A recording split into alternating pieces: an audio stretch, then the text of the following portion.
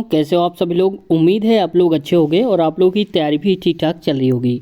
दोस्तों, हम previous year लेकर के आए हैं जिसकी सीरीज लगातार चला रहे हैं और एनटीपीसी का ये पिछला पेपर रियल क्वेश्चन पेपर है और पार्ट नंबर आज 132 करेंगे और इससे पहले 131 पार्ट आप लोग देख चुके हैं। अगर आप में से कुछ लोग रह गए हैं नहीं देखा तो प्लेलिस्ट में आप देख लीजिएगा, सारे पार्ट्स आपको सीरियल वाइज मिल जाएंगे। 1 2 3 4 ऐसे करके 131 तक के वहाँ देखने को मिल जाएंगे। दोस्तों, आप जानते हैं कि हर एक एग्जाम में प्रीवियस ईयर क्वेश्चन का कितना बड़ा रोल रहता है, क्योंकि हमें एक्चुअल आइडिया तभी लगता है जब हम प्रीवियस ईयर क्वेश्चन लगाते हैं। क्या पोर्शन जीके से पूछा जाता है, जीएस से होता है, करंट अफेयर होता है। और हम सबसे बड़ी बात यह है दोस्तों कि अगर कोई करंट अफेयर का क्वेश्चन आता है तो हम अपडेट करके उसको 2024-25 के हिसाब से बताते हैं ताकि आपकी करंट अफेयर भी तैयार होती चली जाए। कौन सा क्वेश्चन रिपीटेड है ये भी हम बताते हैं और कौन से क्वेश्चन रिपीट होने के चांसेस हैं ये भी हम बताते हैं। चलिए शुरुआत करते हैं आज की वीडियो की। लेकिन दोस्तों, चैनल पे अभी तक नए हैं, सब्सक्राइब नहीं किया तो आपसे रिक्वेस्ट है कृपया चैनल को सब्सक्राइब कर लीजिए, साथ ही बेल आइकन दबा लीजिए ताकि हमारी हर एक नई वीडियो की नोटिफिकेशन आप तक पहुँचती रहे और आप वीडियो को सबसे पहले देख पाएँ। आज का पहला क्वेश्चन है, क्योंकि जहां से छोड़ा था उसके आगे से ही कवर करेंगे। लिखा है, निम्नलिखित में से कौन सा ग्रेगर मेंडल के वंशानुगति सिद्धांत के अंतर्गत नहीं आता है।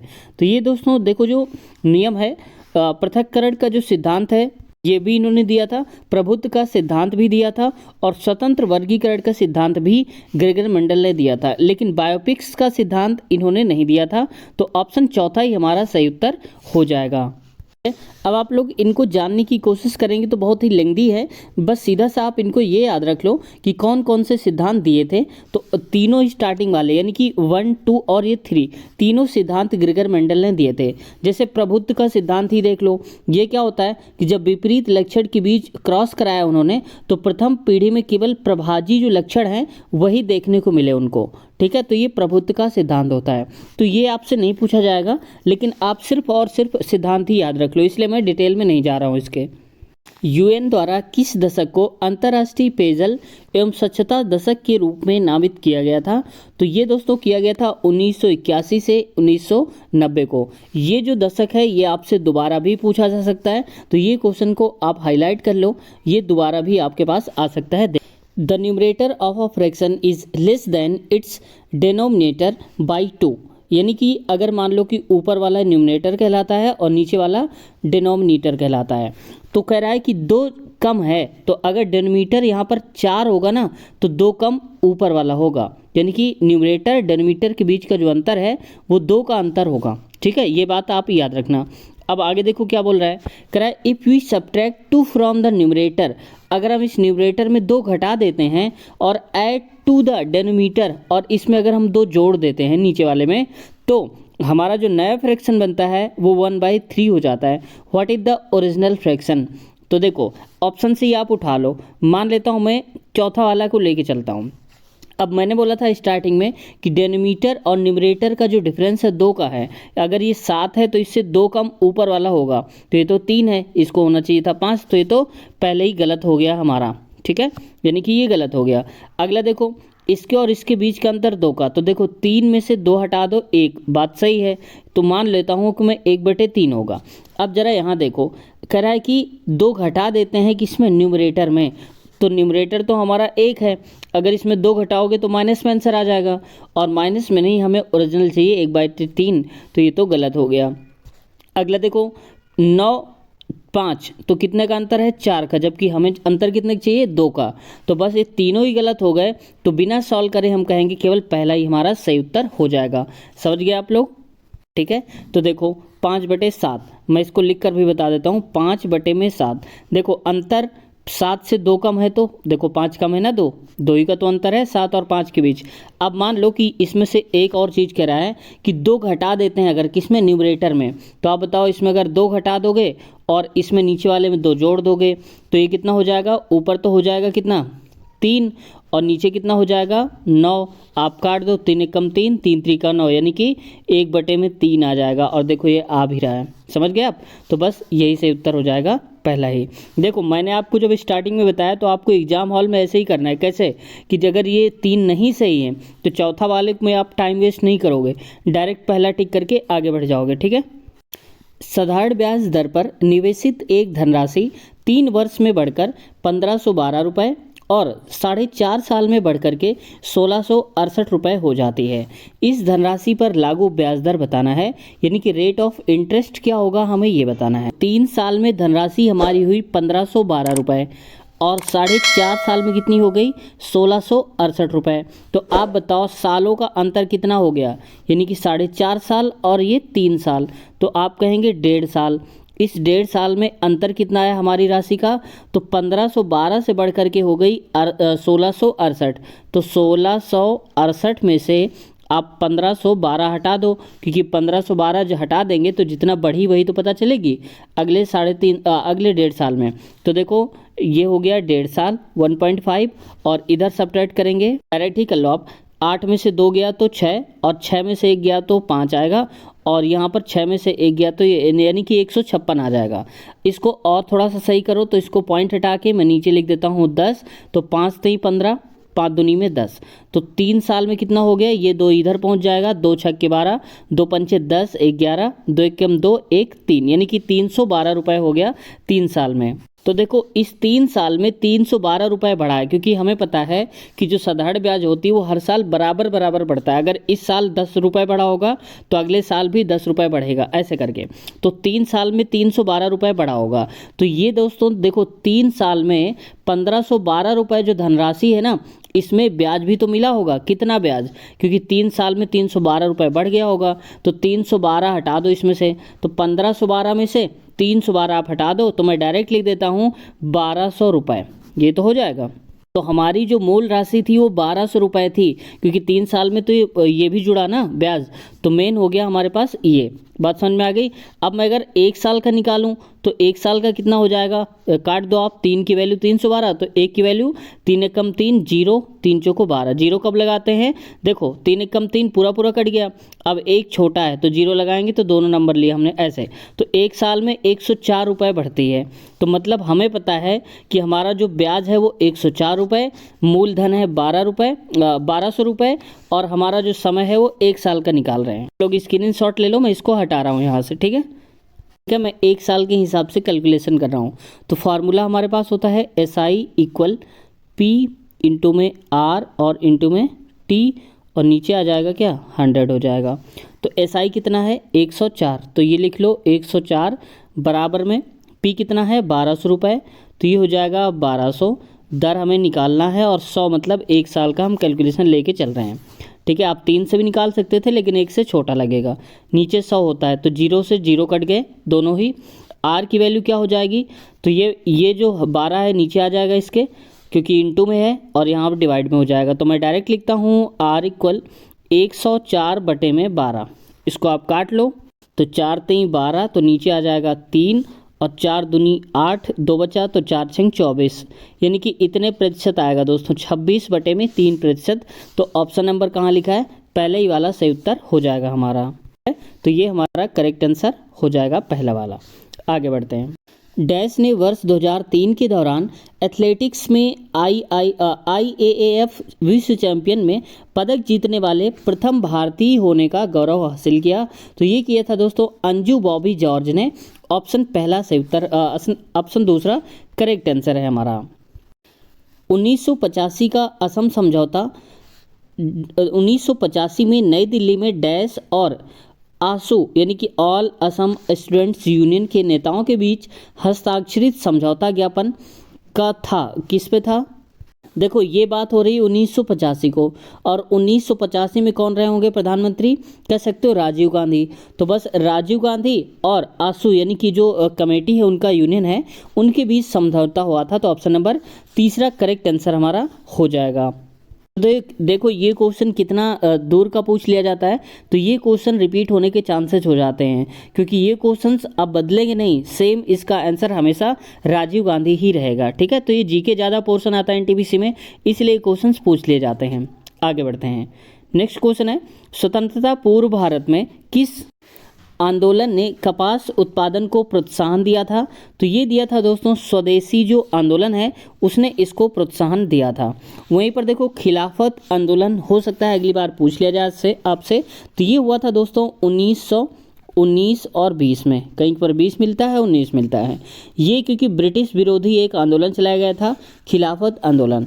वहीं पर असहयोग आंदोलन दोस्तों ये चलाया गया था 1 अगस्त 1920 को। ये याद रखना, खिलाफत आंदोलन नहीं भी याद रखो कि चल सकता है, लेकिन असहयोग आंदोलन ज़्यादा इंपॉर्टेंट है।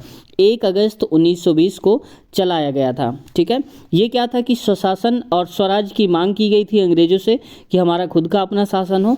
असहयोग आंदोलन में भारत छोड़ो आंदोलन, जो कि इन तीनों के मुकाबले सबसे ज़्यादा पूछा जाने वाला क्वेश्चन है।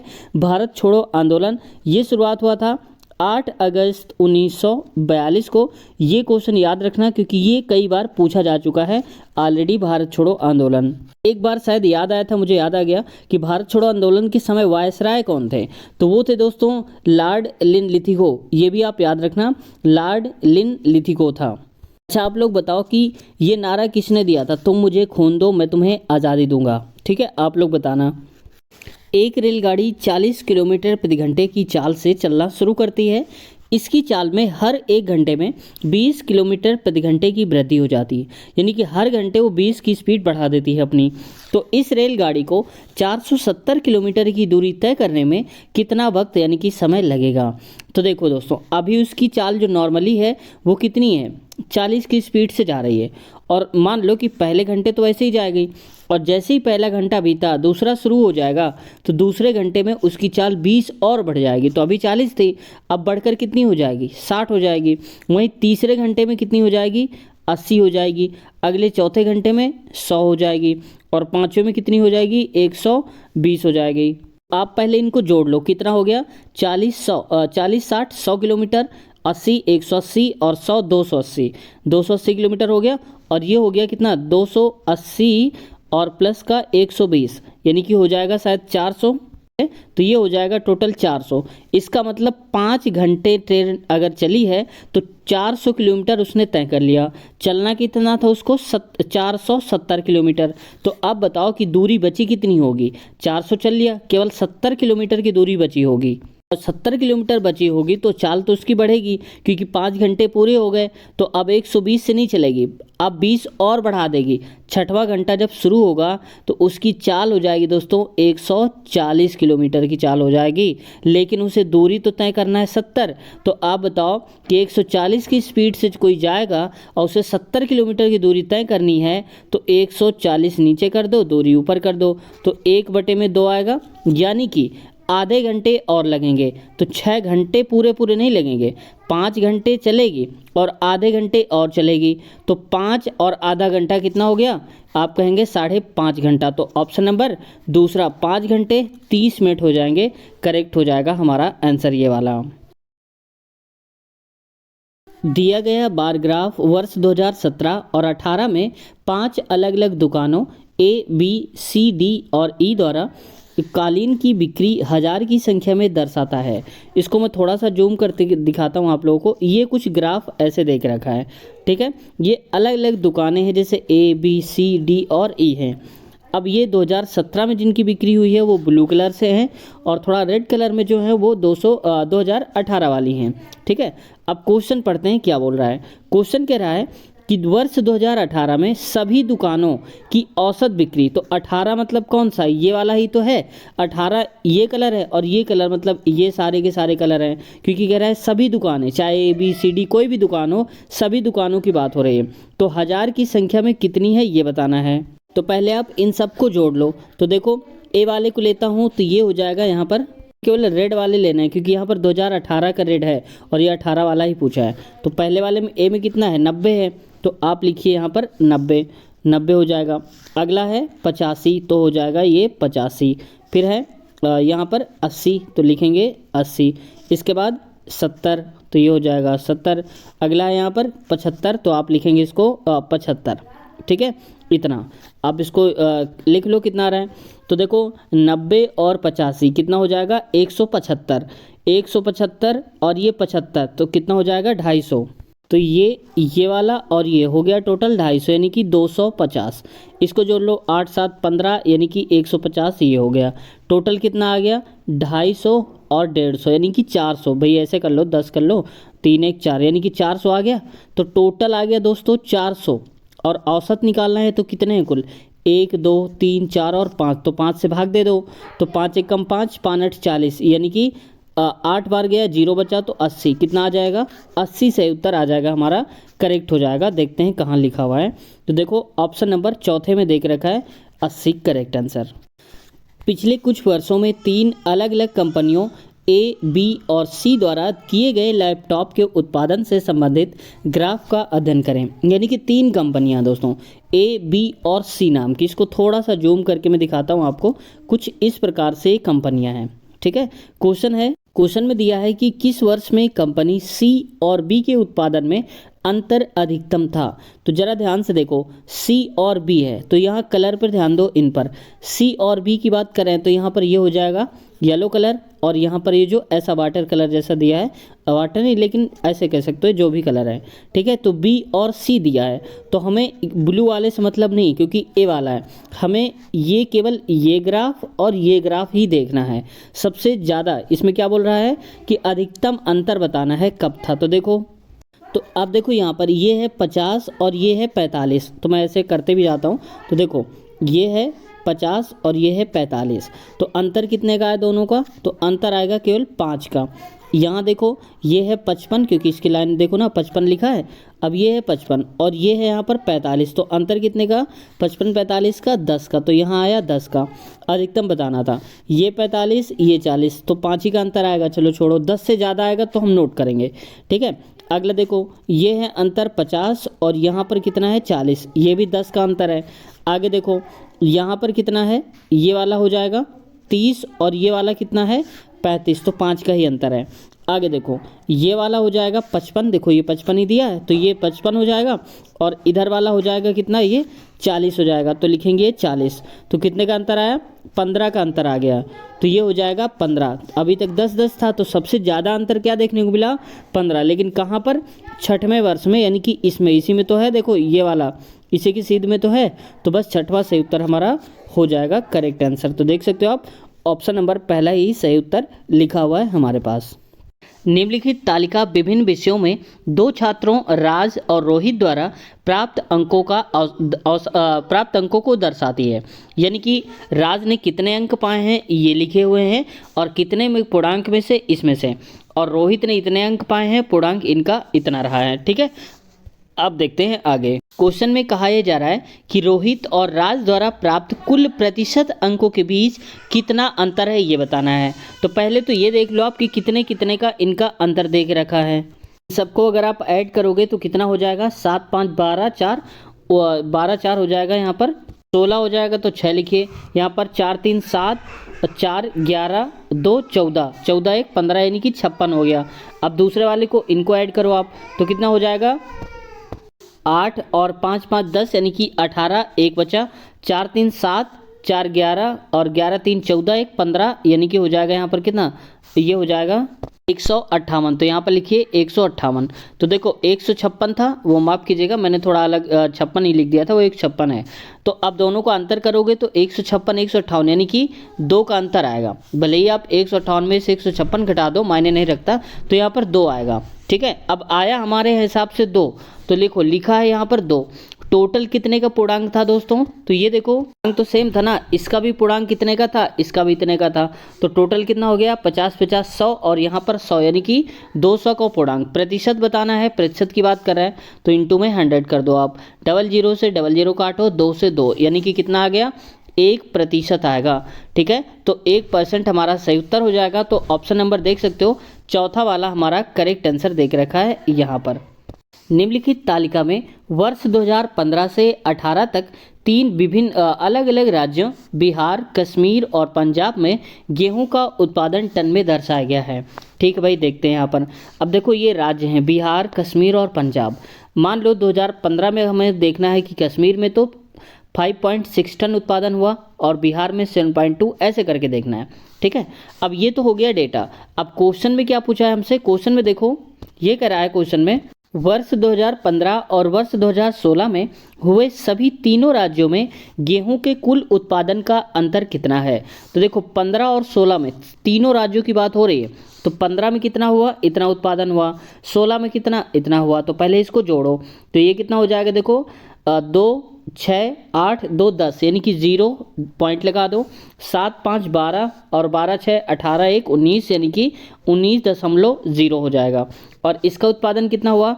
8 2 10 यानी कि 0 पॉइंट लगा दो। 7 6 13 और 13 6 हो जाएगा 19 और 1 हो जाएगा 20। तो यहाँ पर मैं इसको 20 लिखता हूँ, ये हो जाएगा 20। पॉइंट हटा दो, दोनों का कोई काम नहीं है क्योंकि पॉइंट के बाद 0 0 है तो उसका मतलब नहीं बनता। तो हम कह सकते हैं यहाँ पर 19 और 20 इसका अंतर कितना हो जाएगा दोस्तों? 1 और 1 ही का अंतर है और यही पूछा था अंतर कितना है, तो 1 टन का अंतर है। ऑप्शन नंबर दूसरा वाला करेक्ट आंसर है, यहाँ से आप देख सकते हो। क्वेश्चन दिया है, क्या सरकार को देश के समाचार चैनलों को नियंत्रित करना चाहिए? यानी कि जो सरकार है क्या उसके अंडर में सारे चैनल होने चाहिए? तर्क क्या दिया गया है? पी कह रहा है कि हाँ। हाँ का मतलब है कि हाँ उसके नियंत्रण में होना चाहिए सरकार के। ऐसा क्यों? क्योंकि कई देशों में समाचार सरकार के नियंत्रण में है। तो अरे भाई, अगर विदेश में नियंत्रण में है तो उनकी नकल हम क्यों करें? हो सकता है उनका कुछ अलग अपना रूल हो, तो हम उनको देख कर रहे हैं, ये तो बड़ी गलत बात है। हमें क्या फ़ायदा होना चाहिए ये देखना होगा। तो किसी को देखकर हम नियंत्रण में करें ये गलत बात है, तो ये तो गलत हो गया। मतलब कि अगर कोई हरे कलर का कपड़ा पहनता है तो वो पहनता है इसलिए हमें पहनना चाहिए, तो बड़ी गलत बात है। तो वैसे ही हमें नकल करके नहीं करना है, हमें अपने हिसाब से देखना है, तो ये तो गलत हो गया। दूसरा है नहीं। नहीं का मतलब है कि समाचार चैनलों को अपने नियंत्रण में नहीं करना चाहिए। क्यों नहीं करना चाहिए? क्योंकि किसी भी समाचार को नियंत्रित करने से उसकी विश्वसनीयता समाप्त हो जाती है। यानी कि जो हम उस पर ट्रस्ट करते हैं, बिलीव करते हैं, जो जनता है उसके विश्वास जो है वो ख़त्म हो जाएगा अगर उसके नियंत्रण में हो गया सरकार के। हालांकि रियलिटी में आजकल यही चल भी रहा है, ठीक है। विश्वास तो ख़त्म ही हो गया मीडिया से आप सभी का, ठीक है। आप लोग बताना कितने लोग मीडिया पर विश्वास करते हैं अभी भी, ठीक है। जो टीवी मीडिया है उसकी बात कर रहा हूँ। तो नहीं, तो ये तर्क सही दिया है, विश्वसनीयता खत्म हो जाएगी अगर समाचार नियंत्रण में हो जाएगा सरकार के। तो बस ऑप्शन नंबर हमारा दूसरा सही है। केवल तर्क क्यों पुष्टि है करता है, यानी कि दूसरा वाला सही उत्तर है। अगला है 1, 4, 9, 16 और 25 ऐसे करके देख रखा है, तो आगे यहाँ पर क्या आएगा? तो देखो जरा, 1 है 1 का स्क्वायर, 4 किसका है? 2 का स्क्वायर, और 9 3 का स्क्वायर। भाई 3 3 का 9 होता है, 2 दूनी 4 ऐसे हो रहा है ना। अब ये किसका स्क्वायर है? 4 का स्क्वायर। यानी कि एक एक नंबर जो बढ़ाते गए हैं उनका स्क्वायर करते जाना है। तो 4 के बाद आएगा 5, तो 5 का स्क्वायर देखो 25 लिखा है, तो 5 के बाद क्या आएगा? 6 आएगा, और 6 का स्क्वायर कितना हो जाएगा? 36 हो जाएगा। तो ऑप्शन नंबर दूसरा करेक्ट आंसर हमारा हो जाएगा, यहाँ से आप देख सकते हो। यानी कि देश यानी कि कंट्री और उसका संबंध किससे? संगठन यानी कि कोलेशन से है। तो श्रमिक का संबंध क्या हो जाएगा? ये हो जाएगा संघ से।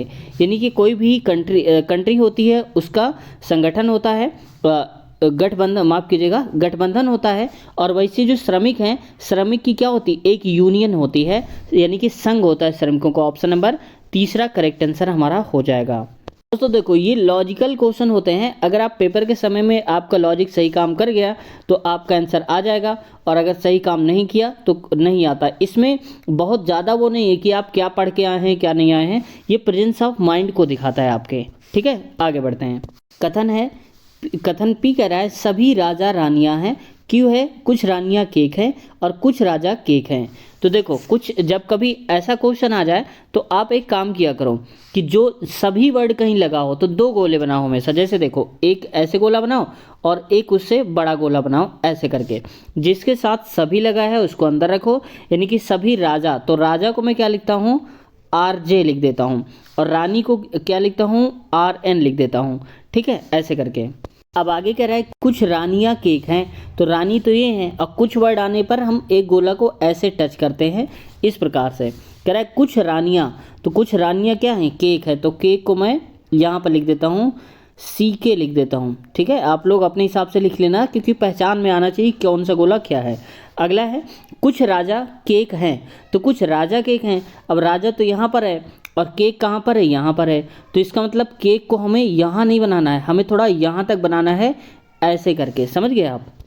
इस प्रकार से बनेगा, क्योंकि कह रहा है ना यहाँ पर कुछ राजा केक हैं, तो कुछ राजा यानी कि राजा वाला हिस्सा तो ये है, इसमें केक वाला भी टच होना चाहिए, तो हमने ऐसे बना दिया है। अब आते हैं यहाँ पर, इस क्वेश्चन में दोस्तों बोला था, उसमें पीछे अभी दिखाऊंगा क्योंकि फिगर हट जाएगा अगर मैं पीछे कट करूंगा। तो उसमें लिखा था कि कौन सा निष्कर्ष हम नहीं निकाल सकते हैं, ठीक है। देखो, कुछ केक राजा नहीं है परंतु रानियां हैं। तो देखो, बात तो सही कह रहा है, क्योंकि कुछ केक जो हैं राजा नहीं है लेकिन रानी है। जैसे देखो ये वाले जो हिस्सा है ये बाहर वाला, ये रानी है लेकिन राजा नहीं, क्योंकि ये तो गोला के अंदर वाला है ना, तो ये तो सही कह रहा है। दूसरा कह रहा है कुछ केक राजा और रानियां दोनों हैं, बिल्कुल सही है, क्योंकि ये देखो ना यहाँ पर ये वाला जो हिस्सा होगा ये रानी राजा दोनों होगा, क्योंकि इसके अंदर रानी पूरे में है और राजा इसमें कॉमन है। ठीक है, तो दोनों ही हो जाएगा इसका हिस्सा, तो ये भी सही है। अगला है कुछ रानियां ना तो केक हैं और ना ही राजा हैं, बिल्कुल सही है, क्योंकि ये देखो ये वाला हिस्सा ये क्या है, इसमें केवल ही केक है, ना ही राजा हैं और ना ही रानी हैं। समझ में आया?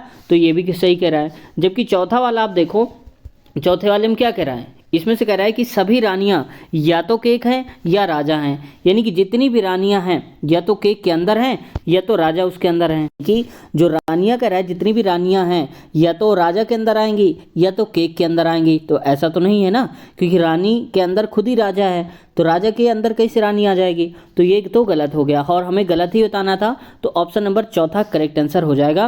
क्वेश्चन में आप लोग देख लो, जो मैंने बोला था आपको दिखाऊंगा। तो देखो यहाँ पर कहा था जिस कथन से निष्कर्षित नहीं निकाला जा सकता है उसको बताना है, जिससे कोई निष्कर्ष नहीं निकल पा रहा हो वो बताना था, जो कि चौथे नंबर पे लिखा गया था।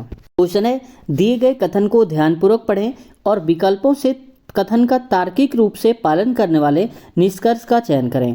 कथन हमारा दिया है एक चेन केवल उतनी ही मजबूत होती है जितनी कि उसकी सबसे कमज़ोर कड़ी, यानी कि सबसे कमज़ोर कड़ी जो है वही हम बताएगी कि चेन कितनी मजबूत है। पहला क्या है, किसी कड़ी के मजबूत होने का कारण उसकी सबसे मजबूत कड़ी है, यानी कि देखो सबसे मजबूत जो कड़ी होगी वही कहेगी कि सबसे मजबूत है। नहीं भाई, इसमें देखो ये कहा गया ना कि सबसे कमज़ोर कड़ी जो होगी जितनी कमज़ोर वो है, बस समझ जाओ कि वहीं से ज़्यादा मजबूत होना शुरू है। तो सबसे कमज़ोर कड़ी की मजबूती ही निर्धारित करती है कि चेन कितना मजबूत है। तो ये बात सही कही जा रही है, क्योंकि यहाँ पर सबसे कमज़ोर ही तो कड़ी बता रही है, तो बस ये सही हो जाएगा। जबकि तीसरे में कह रहा है किसी कड़ी के कमज़ोर होने का कारण उसकी चेन की मजबूती है। नहीं भाई, कमज़ोर होने का कारण की बात तो नहीं हो रही है, कि सबसे कमज़ोर कड़ी होगी वो बताएगी ना कितनी मजबूत है, तो ये गलत है। अगला है चेन के कमज़ोर होने का कारण उसकी सबसे मजबूत कड़ी है, तो सबसे मजबूत कड़ी नहीं है, वो उसकी कमज़ोर कड़ी डिसाइड करती है। तो ऑप्शन नंबर दूसरा सही उत्तर हो जाएगा हमारा। क्वेश्चन है यदि अंग्रेजी वर्णमाला के बाएं से दाएं का हर तीसरा अक्षर हटा दिया जाए तो प्राप्त नई श्रृंखला में दाएं से नवा अक्षर कौन सा होगा। तो पहले तो हम ABCD लेटर लिखकर दिखाता हूं आपको। कुछ इस प्रकार से लेटर हैं, अब ज़्यादा आसान हो जाएगा आपको समझने के लिए। तो देखो कह रहा है कि बाएं से दाएं, यानी कि हम A से इधर की तरफ चलते हैं तो M के बाद आप समझ जाना कि ML ये उल्टा नहीं है, इसके आगे जगह नहीं थी तो मैंने लिख दिया है, ठीक है, ऐसे समझना आप लोग। अब कह रहा है कि बाएं से अगर हम दाएं की तरफ चलते हैं तो हर तीसरा अक्षर हटा दो। तो हर तीसरा अक्षर हटाने का मतलब क्या हो जाएगा, आप हटा दो C, इसके बाद अगर तीसरा ये हटा दो, फिर हटाएंगे कौन सा, I वाला हट जाएगा, फिर अगला हटेगा ये वाला, फिर हटेगा ये, ऐसे करके मैं हटाता जाता हूँ। तो आप लोग भी देखते जाओ, आसान हो जाएगा। थोड़ा इसको छोटा बनाता हूँ, बड़ा गोला बन गया ऐसे करके, ठीक है। फिर हटाएंगे U को, फिर हटाएंगे किसको, X को हटाएंगे। तीसरा हटाना था इसलिए हमने यहाँ तक हटा दिए। कह रहा है कि दाएं से नवा अक्षर बताना है, नवा कौन सा होगा। आप लोग बताओ, दाएं से हम इधर की तरफ चलेंगे, ये हमारा होता है दायां इधर की तरफ जब चलेंगे। तो देखो 1 2 बताना कौन सा है, नवा अक्षर। तो 1 2 3 4 जो हट गए उनको नहीं लेंगे, 5 6 7 क्योंकि Q हटा है, R हटा है, Q नहीं हटा है, 8 और ये हो जाएगा नवा नंबर का N। तो बस N हमारा सही उत्तर हो जाएगा, ऑप्शन नंबर पहले में दे के रखा गया है। दी गई आकृति का ध्यानपूर्वक अध्ययन करें और उस आकृति का चयन करें जो इसमें प्रश्न चिन्ह के स्थान पर आ सकती है। तो पहले तो इसको देखो थोड़ा सा कि कैसे बनाया गया होगा। तो मैं थोड़ा सा जूम करके दिखाता हूँ आपको, कुछ इस टाइप से, ठीक है। अब देखो यहाँ पर एक अगर ये ऐसा पंचभुज मिल जाता है तो इसका मतलब होता है डबल त्रिकोण, ठीक है। और यहाँ पर डबल त्रिकोण का मतलब क्या हो जाता है, यहाँ पर 4 हमें गोले बना देना है, यानी कि 4 पॉइंट्स बना देना है। बताना है एक पंचभुज और एक त्रिभुज दोनों का मतलब क्या हो जाएगा गोले के फॉर्म पे। तो पहले देखो एक पंचभुज का मतलब कितने त्रिभुज, 2 त्रिभुज, और 2 त्रिभुज का मतलब कितना, 4 गोले। तो एक इसका पंचभुज की अगर हम बात करें तो टोटल कितने, 1 2 3 4 गोले बन जाएंगे। क्योंकि देखो भाई एक ये है और इसका मतलब डबल त्रिभुज के बराबर है, और डबल त्रिभुज का मतलब ये है 4, तो 4 बना दिए। अब देखो एक त्रिभुज ये बचा, तो आप बताओ दो त्रिभुज का मतलब होता है 4 गोले, तो एक त्रिभुज का मतलब कितने हो जाएंगे, उसका आधा यानी कि 2 गोले, तो 2 गोले बना दो। टोटल कितने गोले हो गए, ये गोले हैं मैंने जीरो जैसा बना दिया है, कलर काउंट करें तो देखो 1 2 3 4 5 6, टोटल 6 गोले हो जाएंगे दोस्तों। ऑप्शन देख लो कहाँ पर लिखा है 6 गोले, चौथा नंबर पे देख रखा है, ये करेक्ट है। देखो 1 2 3 4 5 और 6 हो गया। विकल्पों में 4 अक्षर समूह सूचीबद्ध हैं, जिनमें से 3 किसी तरह समान हैं और एक असंगत है। असंगत का चयन कीजिए, यानी कि इनमें से अलग कौन सा ये बताना है। मैंने जूम कर दिया है, अब आप लोग बताओ। तो देखो यहाँ से जे के बाद एम, कैसे जे है तो के एल और एम, यानी कि इन दोनों का गैप है। वैसे देखो ई के बाद एच कैसे आया होगा, एफ जी, 2 का गैप करके एच आ गया, क्योंकि यहाँ होगा ना, जैसे ए लिखा था वैसे यहाँ देख लो 2 का गैप। फिर देखो यू के बाद एक्स, क्यों, वी डब्ल्यू गैप है 2 का, फिर एक्स आ गया, यहाँ तक ठीक है। के के बाद एन, तो के के बाद क्या आता है एल एम, गैप करके एन आ गया, तो यहाँ भी ठीक है, देखो एन आ गया, तो कोई फॉल्ट नहीं मिली। अब अगला चेक करते हैं स्टेप, ओ के बाद क्यू आया है, तो ओ के बाद क्यू कैसे आएगा, देखो ओ के बाद आता है पी, फिर आता है क्यू, यानी कि एक का गैप है भाई, देखो ओ और पी के बाद क्यू आ गया है। देखो जे एम, तो जे के बाद क्या है के एल, इसके बाद एम, यहाँ तो 2 का गैप है, यहाँ केवल 1 का गैप है। अगला देखो जेड से सी हुआ है, तो जेड से सी का मतलब क्या, जेड रहा होगा तो ए और बी का गैप करके सी लिखा गया होगा, यानी कि 2 का गैप हो रहा है। यहाँ भी पी से एस देखो, क्यू और आर का गैप है, एस लिख दो, क्योंकि यहाँ पर पी रखो ना, तो यहाँ पर 2 का गैप है, केवल इसमें 1 का गैप है, जो कि यही हमें असंगत लग रहा है। ऑप्शन नंबर पहला ही सही उत्तर हमारा हो जाएगा। क्या क्वेश्चन है दोस्तों, देखो कोई कोई क्वेश्चन इतना ब्लर होता है कि इसको जब तक जूम ना करो तो दिखता नहीं है, और कोई कोई ज़्यादा जूम करने पर फट जाता है। जैसे आप बीच में देख पा रहे होंगे कि एक क्वेश्चन अगर मैंने कभी छोड़ दिया है या किसी भी वीडियो में, तो वो क्वेश्चन इसीलिए छोड़ना पड़ता है मजबूरी में, क्योंकि वो दिख नहीं रहा होता है। ठीक है, इसमें देखो फिगर ए, और देखो ये भी आपको नहीं दिख रहा होगा, फिगर जब मैं रिकॉर्ड कर रहा हूँ मुझे नहीं दिख रहा, और जूम कर दूंगा तो और नहीं दिखेगा, लेकिन अंदाज़ा मैं बोल रहा हूँ, ये फिगर ए फिगर बी ऐसे करके लिखा है। ठीक है, अब बताना है कि इनमें से अलग कौन सा है, असंगत कौन सा है। तो देखो जरा ध्यान से, यहाँ पर एक त्रिभुज बना है, त्रिभुज के अंदर कितने गोले हैं 3, और बाहर कितने हैं 1 2 3 4, यानी कि अंदर 3 गोले बाहर 4 गोले। दूसरे फिगर में देखो अंदर 2 गोले बाहर भी 2 गोले, इसमें देखो अंदर 1 गोला बाहर भी 1 गोला, इसमें अंदर 2 बाहर 2, इसमें अंदर 4 और इसमें भी बाहर 4, यानी कि जितने गोले अंदर उतने गोले बाहर देखने को मिल रहे हैं, जबकि इसमें ऐसा नहीं था दोस्तों। तो बस सही उत्तर हमारा फिगर ए हो जाएगा, ऑप्शन नंबर पहला करेक्ट आंसर हो जाएगा। आप देख सकते हो यहाँ से ये दे के रखा है। ठीक है, क्वेश्चन है अगला, ए हैशटैग बी का अर्थ है एक ए बी का भाई है, और ऐसे करके पूरा कोड दिया है, और यहाँ पर इसको देखकर बताना है कि जो संबंध है वो क्या बनेगा। तो जरा देखो स्मार्ट तरीके से कैसे सॉल्व करोगे ऐसे क्वेश्चंस को। यहाँ पर दिया है जेड का जी से क्या संबंध है, तो आप बताओ जेड जी कहाँ पर है, तो जेड तो है ये, जी कहाँ पर है ये है, इसका मतलब वी वाला बेकार है हमारे लिए और पी वाला भी बेकार है हमारे लिए। हम जी से शुरू करेंगे, क्योंकि जी से जेड का संबंध बताना है, तो इतना ही इक्वेशन हम लेकर चलेंगे।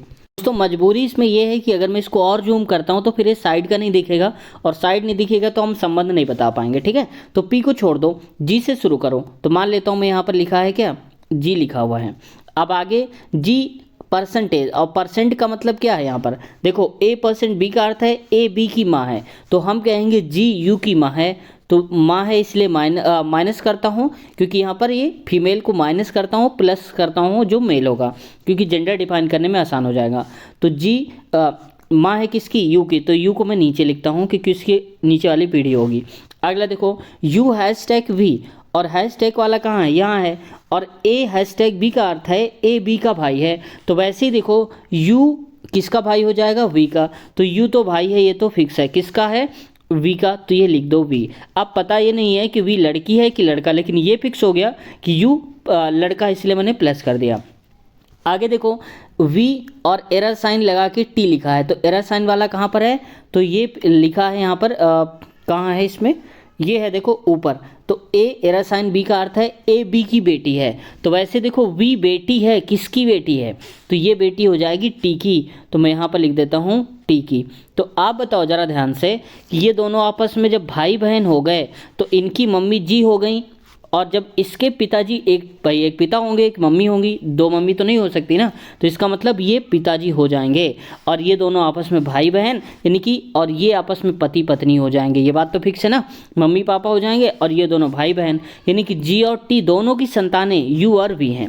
ये बात क्लियर है। अब आगे बढ़ते हैं। टी हैशटैग जेड, इसका अर्थ क्या है, ए बी का भाई है, तो ये कह रहा है टी भाई है किसका, जेड का है, तो यहाँ पर हो जाएगा जेड। टी का भाई है तो टी भाई है, तो भाई मतलब कि प्लस हो जाएगा। अब हमें यहाँ से जेंडर नहीं डिफाइन है कि जेड प्लस है कि माइनस, यानी कि लड़का है कि लड़की, तो हमें अगला स्टेप देखना पड़ेगा। जेड और यहाँ पर जो स्टार दिया है वी, तो स्टार का अर्थ क्या है, ए स्टार बी का अर्थ है ए बी की बुआ है, इसका मतलब ये बुआ होगी किसी की, और बुआ कभी भी पुरुष होता नहीं है है ना, तो यहाँ पर हो जाएगा माइनस, तो यहाँ पर लिखेंगे माइनस क्योंकि बुआ है। अब बताना ये है दोस्तों कि जेड का जी से क्या संबंध है, तो आप बताओ जेड का जी से क्या संबंध हो जाएगा। अब देखो जिसके साथ से लगा है उसको लेके चलना है, से का मतलब है जी से, तो जी क्या बोलेगा इसको, तो जी क्या बोलेगा, यही तो बोलेगा मेरे पति और मेरी पति की बहन है, भाई बहन तो हो जाएंगी, तो मेरी पति की बहन तो पति की बहन हो जाएंगी, तो ऑप्शन नंबर दूसरा करेक्ट आंसर हमारा हो जाएगा ये वाला। दोस्तों ऐसे क्वेश्चन में आपको घबराने की जरूरत नहीं है, मैं इतनी ज़्यादा प्रैक्टिस करवा दूंगा आपको कि रीजनिंग और मैथ जीएस जी के बारे में आपको कुछ करना ही नहीं पड़ेगा। जो मैं टॉपिक बीच में बताऊंगा उनको आप लोग रिवाइज कर लिया करो बुक से अपनी, और फिर देखो आप बेहतरीन तैयारी कैसे कर पाते हो, इस चैनल के ही माध्यम से आपकी तैयारी हो जाएगी।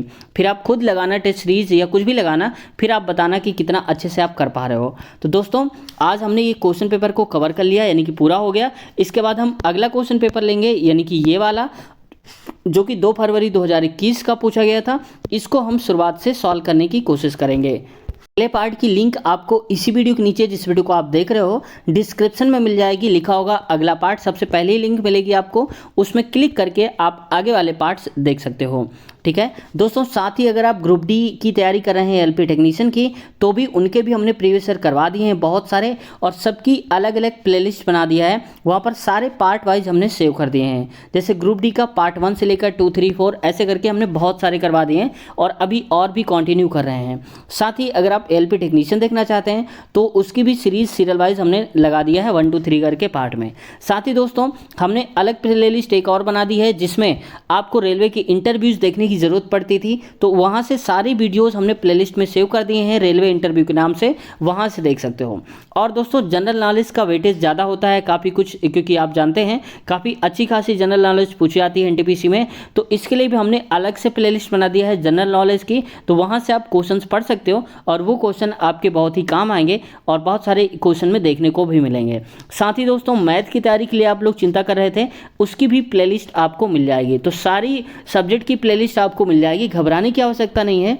अगर आप देखना चाहते हो लेटेस्ट पेपर कैसा आ रहा है, तो अभी हाल ही में एलपी टेक्नीशियन चल रहा है, जब मैं इस वीडियो को रिकॉर्ड कर रहा हूं, तो हमने कई सारे इंटरव्यूज़ लिए हैं, वहां पर एग्जाम रिव्यू किए हैं, तो अगर आप उनकी वीडियोस देखना चाहते हैं तो उसकी भी प्लेलिस्ट हमने अलग से बना दिया है एग्जाम रिव्यू के नाम से, तो वहां से क्लिक करके आप देख सकते हो कैंडिडेट्स ने क्या कुछ बताया है पेपर के बारे में।